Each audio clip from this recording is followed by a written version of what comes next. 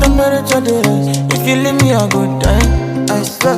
You are like the oxygen I need to survive. I'll be honest. Loving the thought of me, I am so obsessed.